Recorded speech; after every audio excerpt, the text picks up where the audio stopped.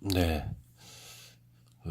이번 시간에는 토양의 유기물, 산림 토양학이죠. 토양의 유기물에 대해서 한번 다뤄보겠습니다. 제가 시험을 볼 때 보니까 이제 질소 순환과 뭐 또 물질의 순환 뭐 이런 것, 총체적인 문제가 나오는 것이 있습니다. 기숙사 시험에 참가한 사람들이 시험 보는 사람들이 물질의 순환과 산림 토양과 유기물의 관계, 유기물이 되는 과정, 그리고 물질이 순환하는 과정, 이런 문제를 나오는 경우와 또 산림 토양이 식생에 미치는 영향, 뭐 이런 문제가 좀 나오는 경우가 많습니다. 이제 시험 끝나고 나오면 이제 우리 수험생 시험 받은 사람들이 이런 문제에서 굉장히 힘들더라고 얘기하더라고요. 그러니까 대학에서 산림 토양을 전공이나 선택 안 했던 친구들, 또 뭐 이막과 쪽을 나오지 않은 친구들, 그런 친구들이 굉장히 이런 문제 나오면 어려워 죽겠어요 그러는데 한번 이걸 한번 공부를 한번 해보겠습니다. 그러니까 토양 유기물을 산림 토양과 유기물에 관계하고 서로 이렇게 연관을 지으면서 같이 이렇게 공부를 해보시죠.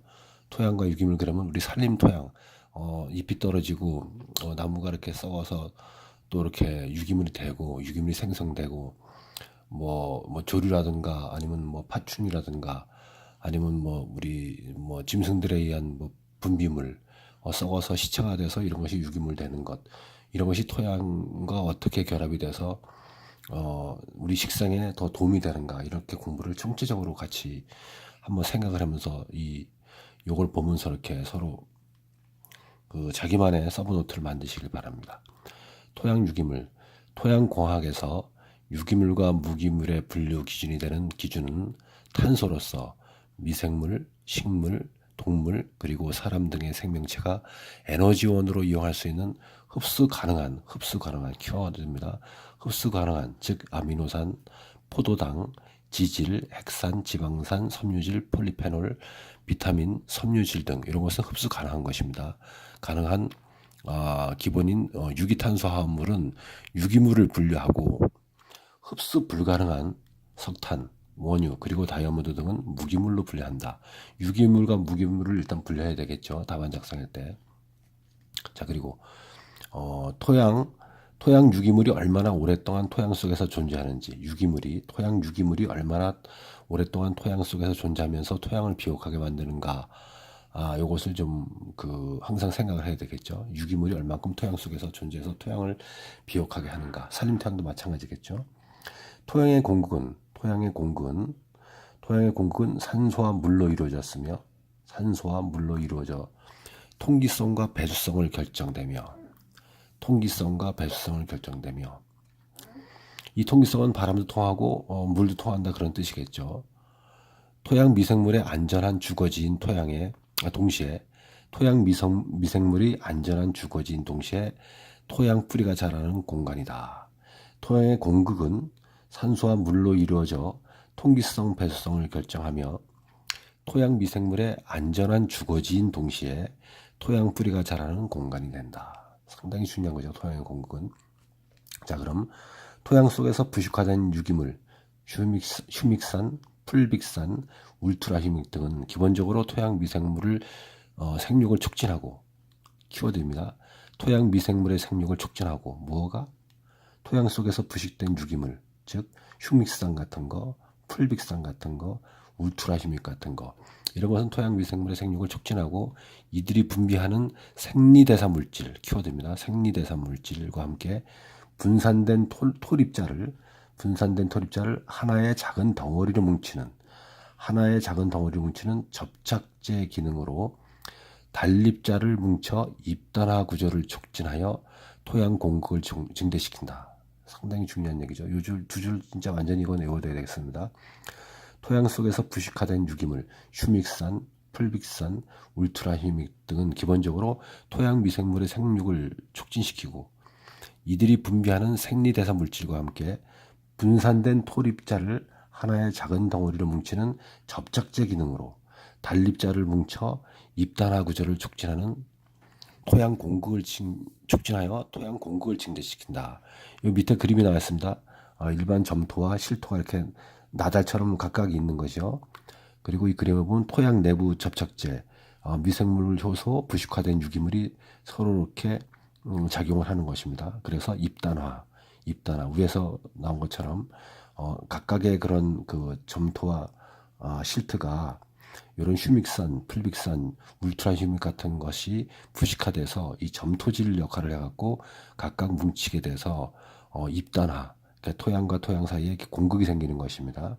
여기 보면 토양과 토양이 이렇게 있고 하나의 미세 공극이 있고 또 이런 토양이 뭉친 것들이 또 이렇게 같이 뭉치게 되면서 이 큰 하얀 공극이 발생해져 이런 데서 미생물도 성장하고 산소와 물이 같이 있다는 것입니다. 이런 데서 미생물이 있으니까 건강한 토양이라는 얘기죠. 이런 모습을 토양의 입단화, 산림 토양에서 이렇게 배우고 있습니다. 토양의 입단화 아주 중요한 용어입니다.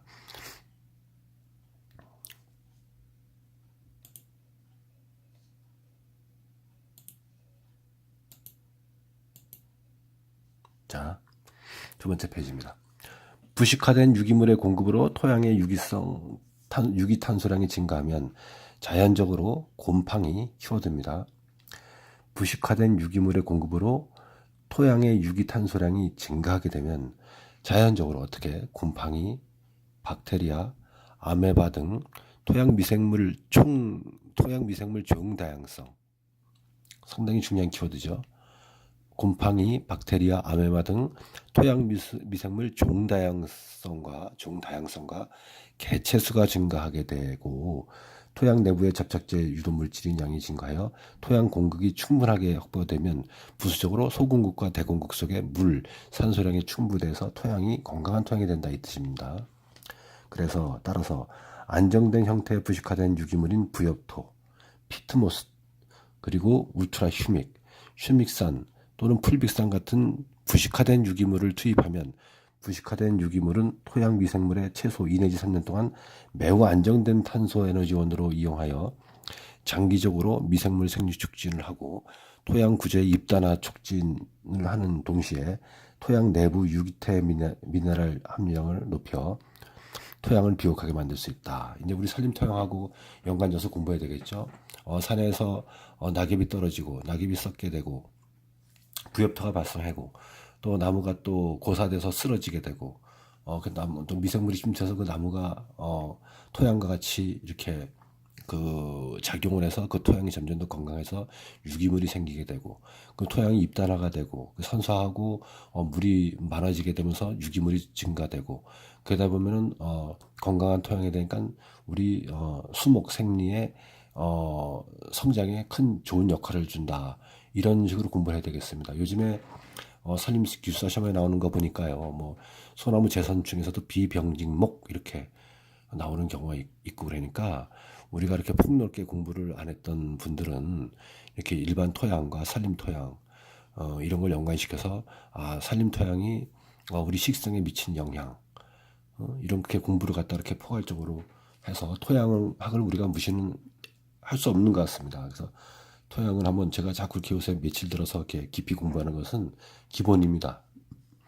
우리 적지조사니까 땅을 잘 알아야지 어떤 나무를 심는다 해서 우리 입지조사 이런 거 하지 않습니까? 그러니까 토양과의 그런 역학관계, 유기물이 되는 과정, 그리고 유기물 되는 데에서 기본적으로 휴믹산, 풀빅산, 울트라휴믹 이런 것이 작용을 한다. 그래서 토양의 입단화를 갖다가 만들어서 토양의 공급을 촉진해서 산림 식생에 굉장히 무리한 토양이 된다. 이런 식으로 좀 흐름을 이 공부가 어렵다고 생각하지 마시고 산림기술사에서 시험에 나오는 거 보면 점점 더 어렵습니다. 산림기술사 시험에 한 3분이 이제 들어가서 시험을 출제한다는데 기술사분들은 기존 문제에서 하고 이제 현장에서 많이 이루어진 이런 그 초고도의 그 기량을 물어보는 문제를 내는데 교수님들이 내는 문제는 이렇게 교재에서 단답식으로 이렇게 있는 문제가 나오니까 물어보는 문제 이런 게 나올 수 있으니까 채점을 좀 잘 받으려면 이렇게 학술적인 문제 이런 것도 공부를 기본적으로 해야 되겠습니다. 감사합니다.